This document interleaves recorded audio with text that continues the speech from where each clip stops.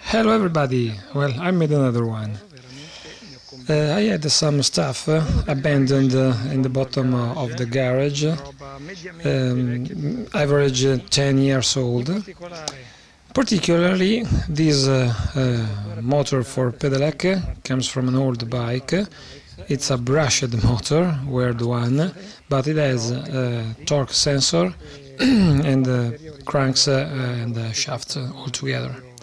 The original battery was a lead acid, but I changed it with a lithium one, but it's quite old as well, so it doesn't stand high current peaks. The seat, you can see, comes from an old trike, a KMX trike that now has become my pedal car, with a brand new light seat. The bicycle I used as a starter is a trekking bike, a full suspended one, the B-Twin 7 from Decathlon. Everything here is quite heavy, so that's why I thought about the nickname Heavy Metal Band. But actually it turned out, for the first few tests I've made, into something really comfortable. You feel yourself floating at mid-air while driving this very stable and easy to drive bicycle. The look is post-atomic, something like a Mad Max movie. Imagine the last sequel where petroleum is over. What can you ride? Well, imagine you can get some electricity from windmills, and that's the only vehicle you can keep on using. I said up to now I made some dirt roads, grass and road. It's very nice to be ridden, because the original bike was already very stable, very good frame, tough and heavy. The stuff to make the transformation come mainly from do-it-yourself shop, the classic Brico Center. Nothing really light. The transmission is not very efficient. I've got two idlers here because I needed to tension the chain, but the inner branch of the chain, the one that pulls the force, is nearly straight. Anyway, efficiency is not a concern here.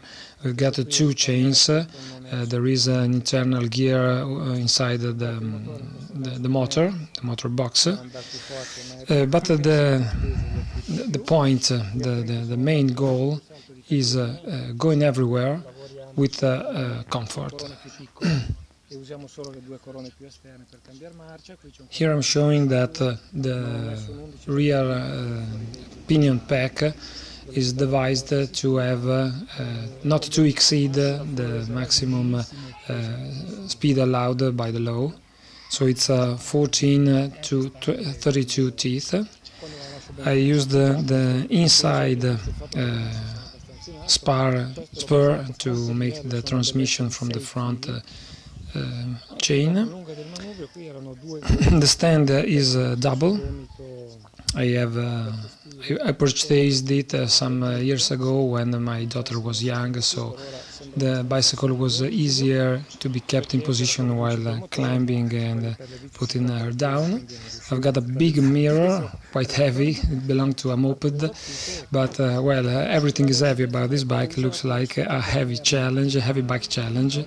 Anyway, apart jokes, it works.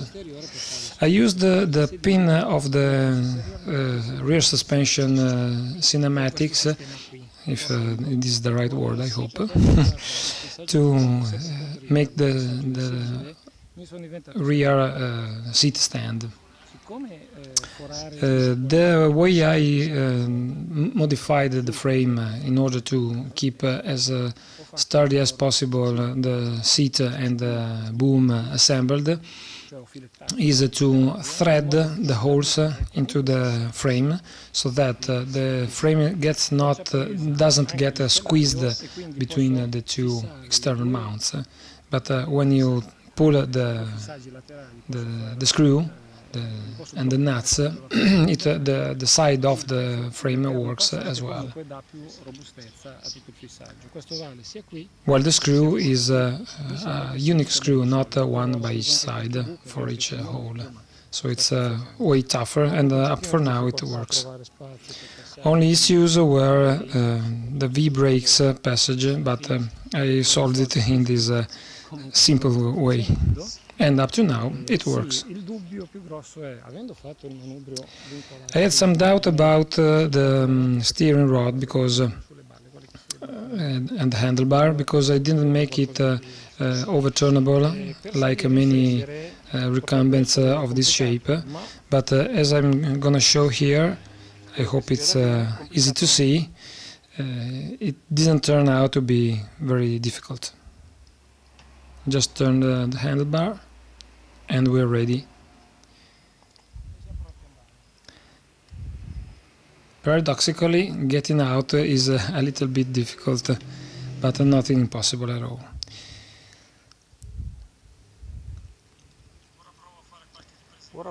Right, now I'm gonna try to make some pedals, some riding around. I hope it is easy to be seen from the camera field of view.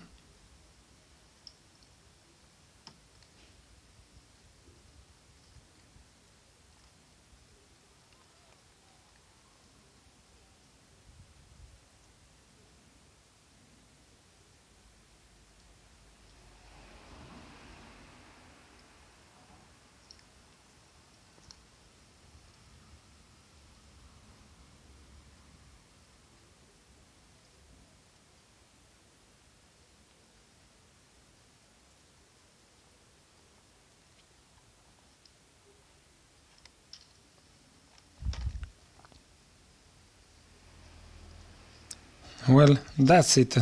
Efficiency, you can feel it's very little, but the motor makes the difference.